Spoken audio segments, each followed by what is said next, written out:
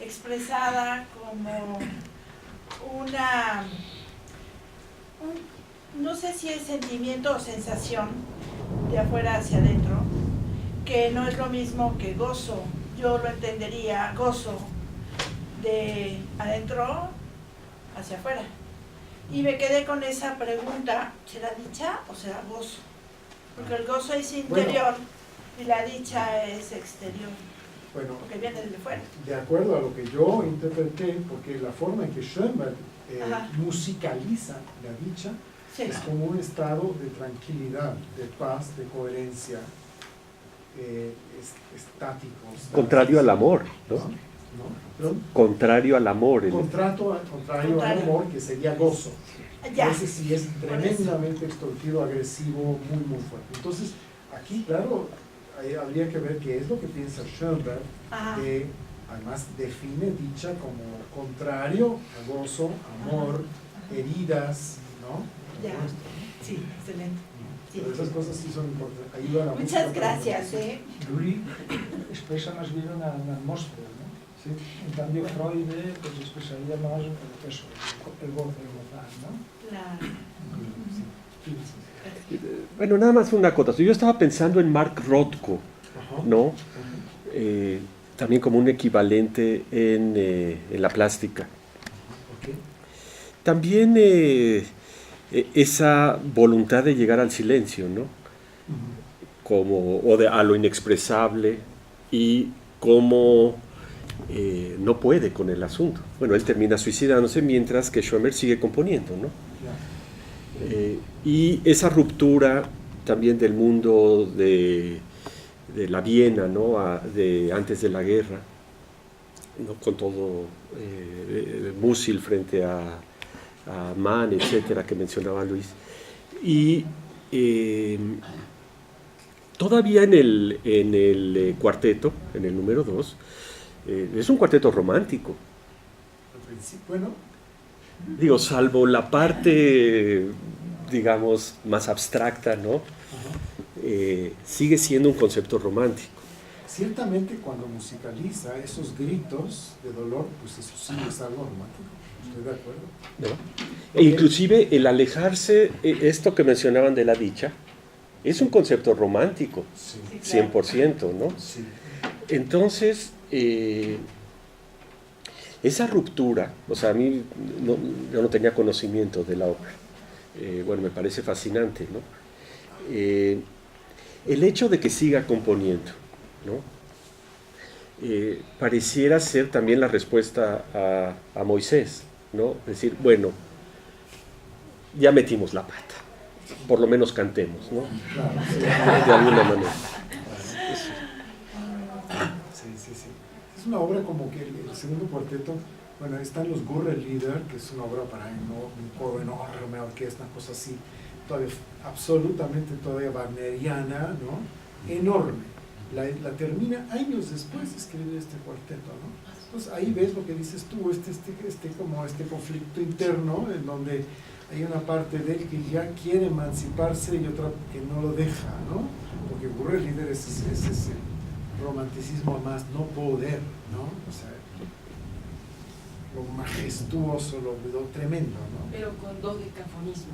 No, Gurre-Lieder no. Ese es justo ahí da un paso para atrás. Y esto todavía, el cuarteto 2 todavía no es dodecafónico. Está en una etapa que se llama atonalismo, que es una cuestión ambigua, que ya no se puede analizar como tonalismo, pero tampoco como dodecafonismo. Es una etapa de transición.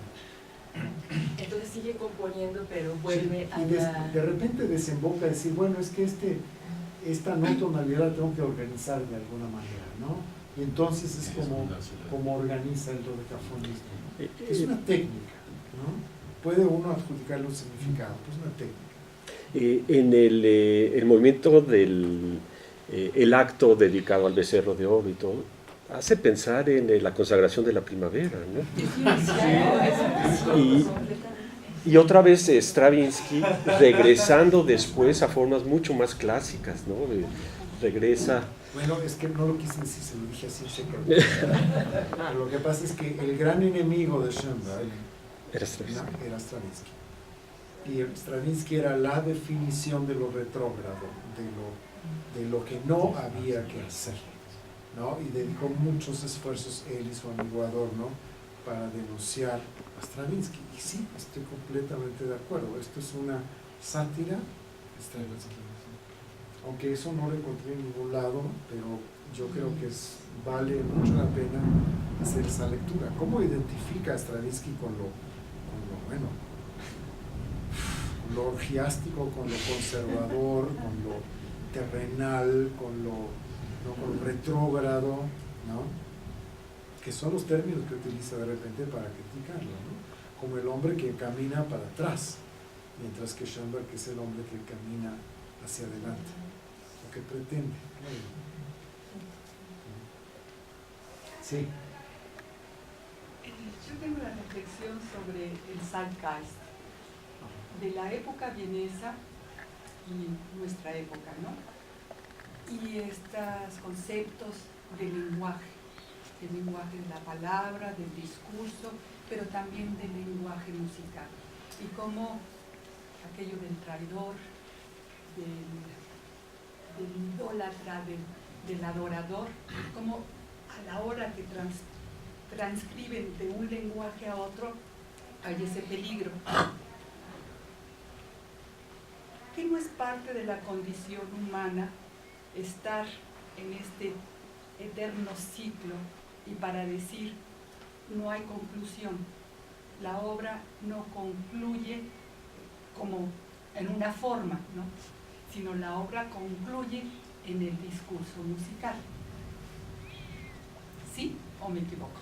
No puedo contestar, no sé qué opinas. Porque además es una cuestión, como dijeron al principio, de emoción, de afecto, más no de raciocinio, ¿no? Entonces, yo como escucha de esta música, sí me transmite la muerte, pero como un proceso de transición, como algo que desaparece, viene el silencio. Eso no quiere decir que es el silencio absoluto, sino que viene una segunda etapa y el ser humano, Schoenberg, hace gala de seguir produciendo. Hay una cosa que me hace pensar lo que dice usted, y es justamente la escena del becerro. Lo que tenemos ahí son muchas voces superpuestas agresivamente, o sea, no habla solamente una voz, sino es un collage, ¿no? Donde definitivamente no hay una secuencia, no hay una línea, hay muchas voces superpuestas, incongruentes entre sí. Y eso, en cierto modo, pues es la representación de un estado postmoderno, ¿no? Y en ese sentido, tal vez, pues yo me puedo... Pasa una cosa, y es que la historia de la música occidental, una historia lineal, teleológica, en donde una música conduce a la otra, que conduce a la otra, pero siempre una misma música. Esto es lo que se rompe a principios del siglo XX, ¿no? Y de repente hay muchas músicas, ¿no? Yo creo que esto también debe haber conformado un conflicto para Schoenberg, pero esa ruptura que se da a principios del siglo XX, como tú decías, Lyotard, ya estaba eso mucho antes, no cuando Lyotard escribió su libro, ¿no? Es también una reacción a esto, ¿no? Una lucha por preservar esa línea, una lucha que está condenada a perder, ¿no? Theodor Adorno, entonces están condenados a perder en ese sentido, ¿no? Esa multiplicidad, ¿no? Que está representada ahí, pero como caricatura, como sátira, es nuestro estado actual, ¿no? Y también, abundando lo que dices, yo creo que en aquel momento histórico hay un libro, se concreta en un libro que tendrá una expansión enorme, que es Weininger, con su libro Sexo y Carácter, ¿no? Que es el que, de alguna manera, hace un diagnóstico sobre la ruptura de la identidad en aquel momento. Este libro tuvo lectores tan eminentes como el propio Schoenberg, Freud, Musil, Mahler, o sea, fue un libro que tuvo una influencia enorme justamente porque describía muy bien esta situación de ruptura, casi de cacofonía en aquella Viena, porque bueno, el público vienés dicen que era el más conservador de la época, ¿no? Bueno, sí, sí. Y sigue siendo, sí, ¿no? Y entonces, bueno, yo creo que Schoenberg es muy consciente de esta crisis del lenguaje, Wittgenstein, todo eso. Maudner, que es uno de los lingüistas más importantes de la época, ¿no? que es autodidacta, de hecho, pero que tiene una influencia también muy grande en cuestiones de diagnóstico del tiempo, ¿no? Y Mach, el filósofo de la época, ¿no? Toda esta gente de Viena ha leído a Mach y justamente el central de la filosofía de Mach es la disolución del sujeto, ¿no? Yo creo que en el fondo, y esto es una sola interpretación, pero yo creo que estas cosas pueden interpretarse, yo me parece que lo que intenta Schoenberg es una salvación, yo diría, del sujeto colectivo, como nosotros, ¿no? Que es un sujeto colectivo que completamente está amenazado por los nazis. Yo creo que es decir, como Schoenberg hace explícita en 1933 en París, hace pocas semanas, ha sido nombrado canciller, ¿no? Yo creo que en el fondo también es una reafirmación de su identidad judía. Y eso me parece muy interesante, ¿no? Y que tiene un valor, yo diría, para mi gusto, es el aspecto central al menos del texto, ¿no? Que luego hay de la música pero bueno, como que aquí es texto-música, ¿no? Y música-texto, ¿no? Parece que debe dicotomizar, ¿no? En un lied de Schubert, creo que se puede separar bastante bien, ¿no? El texto y la música, ¿no? Pero en esta ópera creo que es yo utilizo el neologismo coimplicado, ¿no? Para intentar expresar esta unión. Perdón, yo veo el mismo caso en tres momentos históricos. El caso de Moisés y Aarón en el Éxodo, veo el contexto de Schoenberg en ese momento en Europa y desde luego el nuestro, el de acá, el ahora, ¿no? En este mundo occidental, donde la vida tiene un precio, ¿no? Y es el conflicto del hombre frente a la muerte, ¿no? O sea, cómo algo tan natural, cómo nos llena de pavor, ¿no? ¿Sí? Y más con la tarea mesiánica de Moisés, ¿no? De salvar a todo un pueblo, ¿no? Y lo que sintió el pueblo de Europa cuando se les venía encima todo este totalitarismo, ¿no? ¿Sí? Y la visión, cómo resolver el gran conflicto frente a la muerte, ¿no? Que no es el final para siempre, ¿no? Sino que es un renacer continuamente, ¿no? ¿Sí? Es un renacer continuamente. La música puede ayudar a eso, ¿sí? Pero también los conceptos teológicos del símbolo también nos ayudan muchísimo, ¿no? Esto no es otra cosa más que la sabiduría de los grandes hombres que nos pueden ayudar a entender un poquito este conflicto del ser frente a la muerte, ¿no?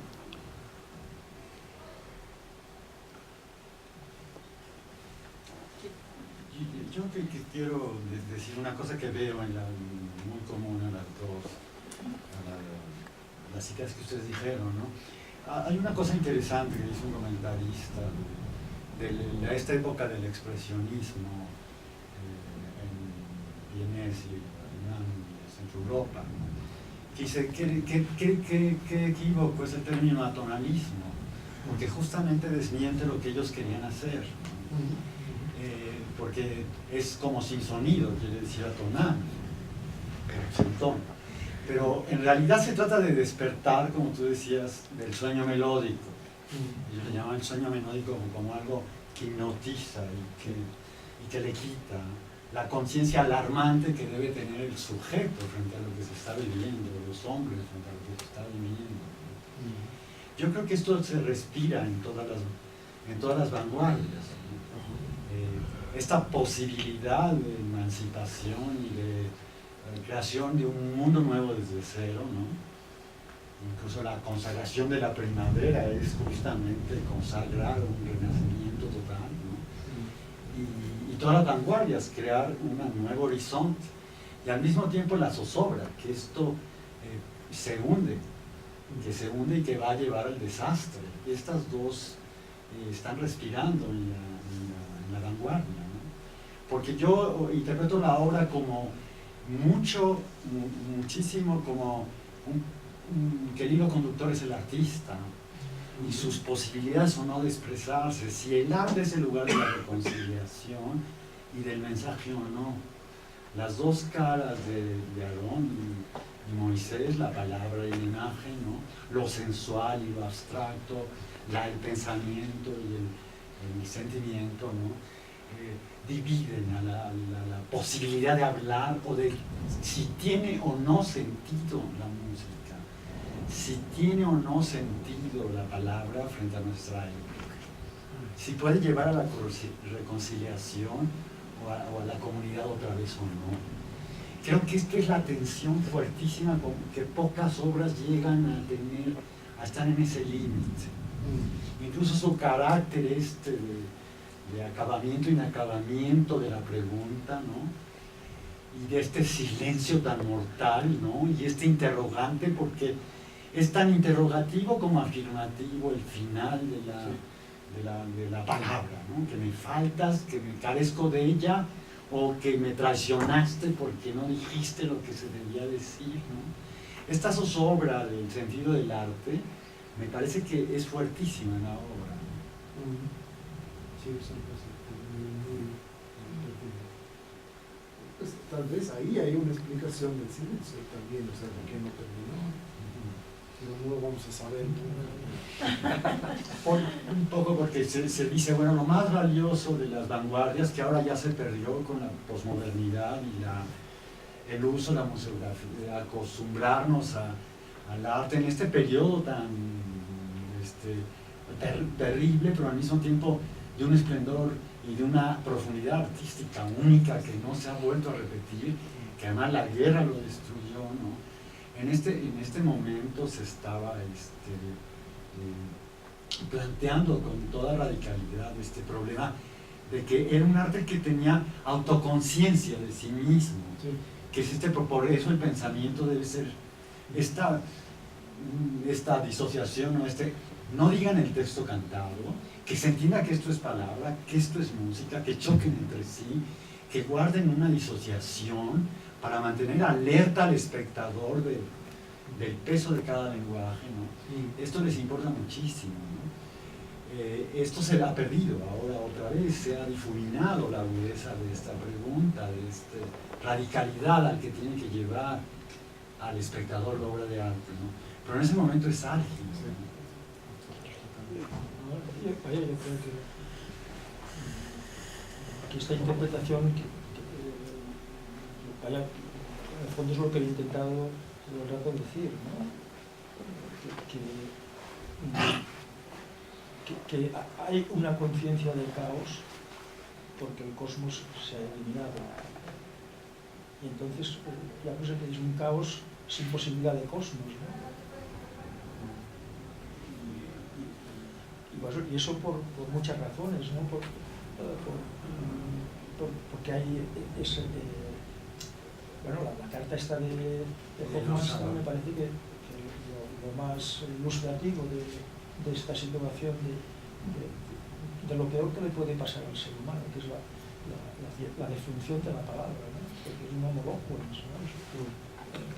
Consiguientemente la perversión de la palabra, yo creo que es lo que está pasando en el mundo actual, ¿no? Entendiendo por palabra no solamente lo oral, sino también lo ético, los lenguajes corporales, los lenguajes alusivos, elusivos, bueno, toda la gama, ¿no?, expresiva del ser humano, ¿no? Y en este sentido yo diría que Moses un Daron es una obra total, pero no en el sentido wagneriano, sino bueno, en el sentido, y yo lo digo siempre con plena conciencia, en un sentido de la visión del mundo judía que se diferencia y que se contrapone a la visión del mundo griega. Es decir, que pone más el acento en lo ético que en lo estético.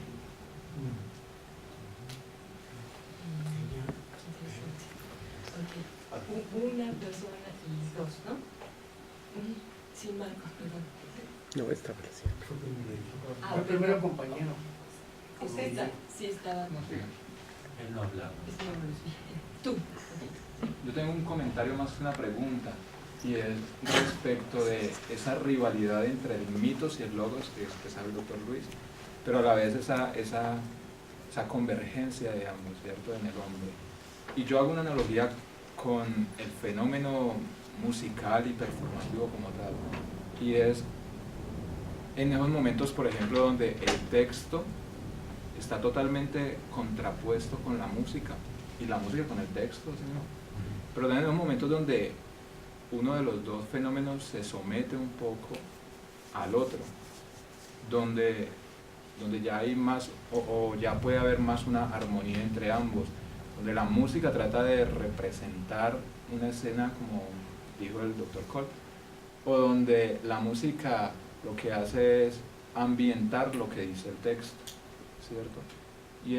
Y es como ese deambular pues constante, que no sabe cuál pesa más o cuál se somete al otro, siempre está como en ese círculo, ¿cierto? Pero me llega a la cabeza siempre, si intentamos hacer una hermenéutica pues de el por qué terminó el texto, el libreto como tal, pero no terminó la música. Entonces, como si aparentemente Schoenberg tratase de decir, en última, lo único aprehensible es la palabra, y la inefabilidad, pues lo inefable que la música lo representase, pues es así, inconclusa. Y también uno podría interpretarlo disparejamente diciendo, no, pues sencillamente por problemas económicos no pudo terminar la música. Pero ¿por qué se toma la tarea de escribir el libreto, pero la música la deja inconclusa?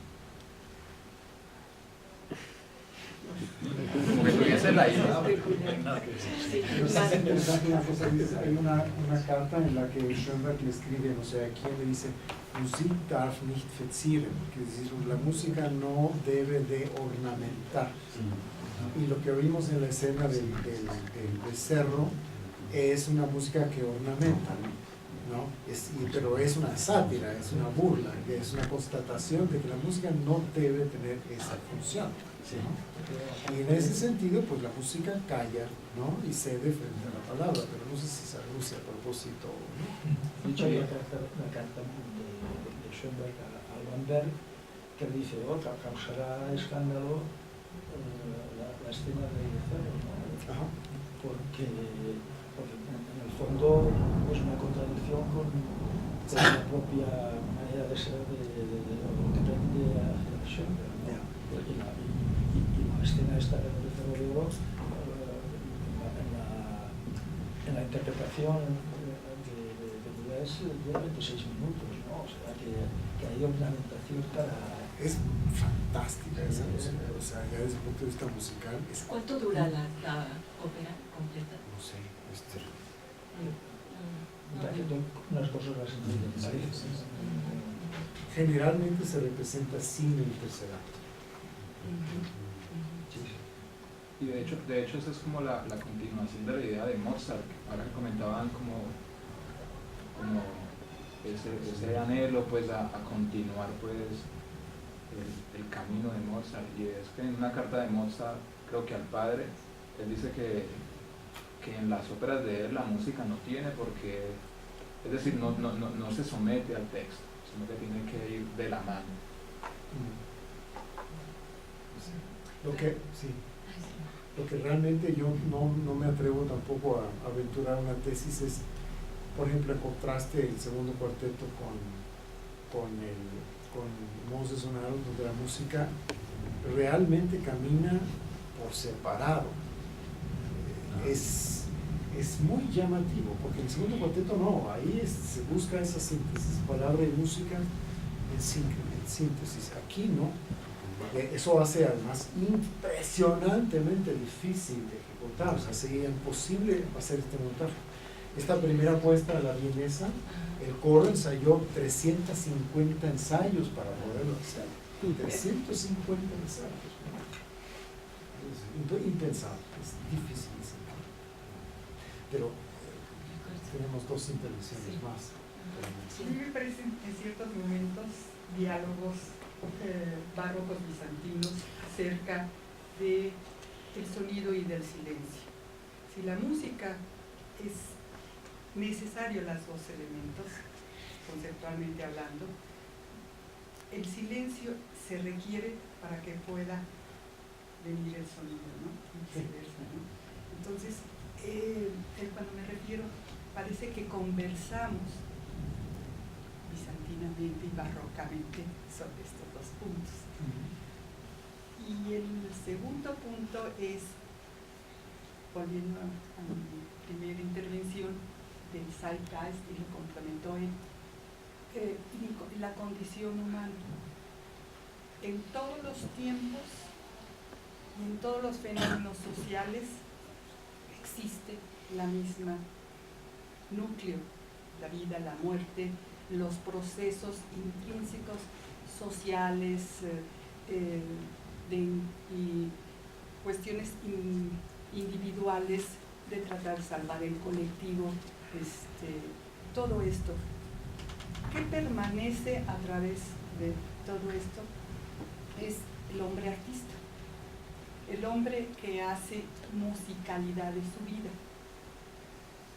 Esa musicalidad no es separada de si es la palabra, porque también la palabra es musical.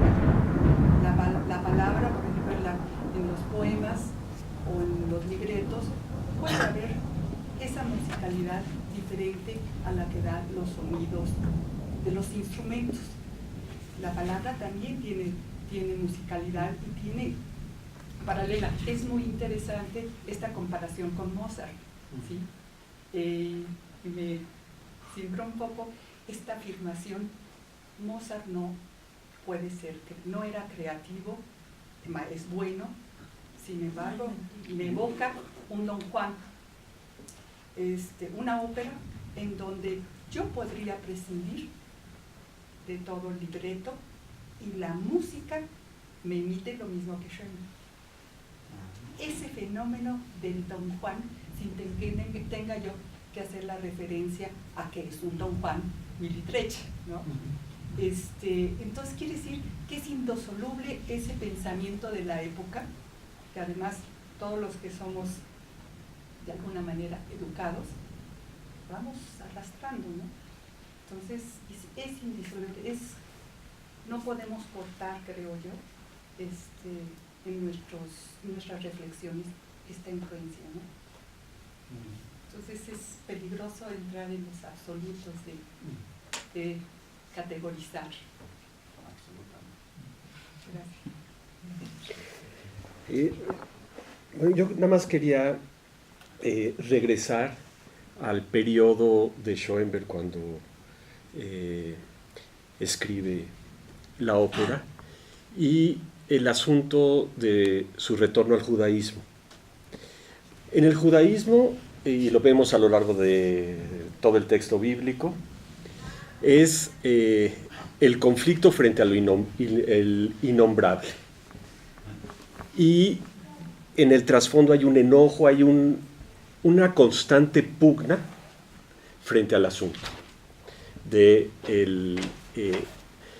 lo que no se puede nombrar, de lo que está más allá, de lo que escapa a nuestra comprensión. Y ese conflicto está latente en toda la cultura judía. Entonces siento que hay algo, es cierto el contexto histórico, el momento del totalitarismo y el antisemitismo, pero también se percibe un interés que va más allá de todo ese contexto del momento, con algo tradicional dentro del judaísmo. Es decir, el conflicto de Moisés y de Aarón, de el innombrable y lo terrestre, todo eso viene de muy lejos y va para muy lejos, ¿no? Entonces también hay algo ahí atemporal dentro de las preocupaciones de Schoenberg, ¿no? Claro, llevado al territorio de la música, que ese es su lenguaje, pero viéndolo filosóficamente, está aludiendo a su propio conflicto como judío, con su regreso a la religión, y ahí está presente eso también. Porque en el fondo todo lo que hacemos los seres humanos de una manera u otra es autobiográfico, ¿no? Y consiguientemente yo diría que en este caso concreto lo es mucho más, porque el contexto es mucho más, incluso yo diría peligroso, ¿no? Sí, claro. Y aparentemente sin salida, ¿no? Porque, por ejemplo, él a finales del 31, en octubre del 31, se traslada a Barcelona para alejarse porque él entonces estaba en Berlín de profesor en la Academia de Música, para alejarse del barullo antisemita, ¿no? Y como que él tenía dos catalanes habían sido discípulos suyos, este compositor de origen alsaciano, Gerhard o Gerard, entonces dice Gerard, ¿no? No sé cómo se pronuncia. ¿Qué? No sé cómo se pronuncia. Siempre quiero saber. Nosotros lo escuchamos Gerard. Gerard.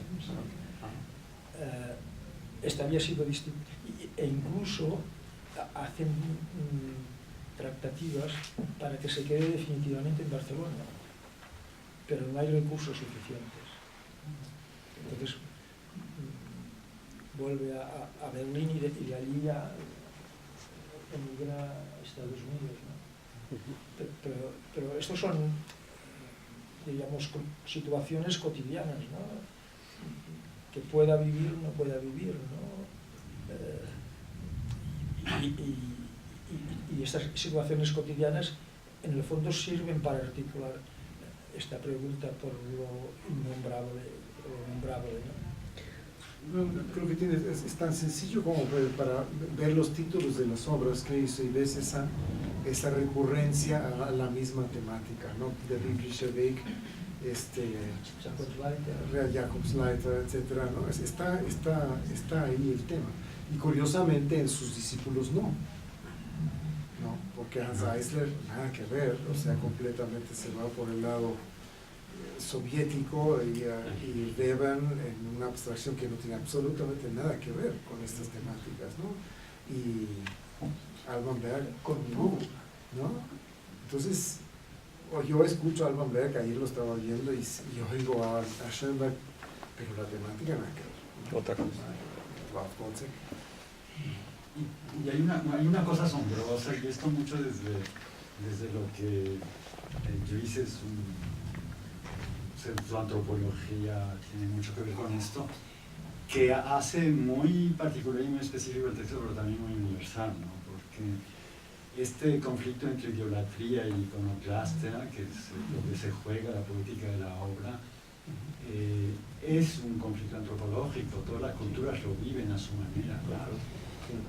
Y esta, a pesar del conflicto que yo hablé, que ustedes hablaron, tremendamente autobiográfico y tremendamente agotado del artista frente a si su lenguaje se convierte en un ídolo, o si hay que negar el concepto, o si hay que negar el adorno o lo ornamental, ¿no? En esta tensión tan grande, es de un respeto absoluto con el problema de las dos figuras, ¿no? Recordemos que Moisés, que es el gran guía, no entra a la tierra prometida, la ve desde lejos, ¿no? Y este silencio de la obra deja todo en una expectativa enorme acerca del sentido de la obra y de la revelación, ¿no? Que es un respeto increíble dentro de su inventiva, ¿no? Del juego tan libre, pero al mismo tiempo profundamente contemplativo del texto, del episodio, ¿no? Eso me parece muy fuerte en la obra, ¿no? Tiene unas cosas de alto contraste, de sátira tremenda y de una profunda dolor, ¿no? Que está en la obra, porque el dolor yo creo que es de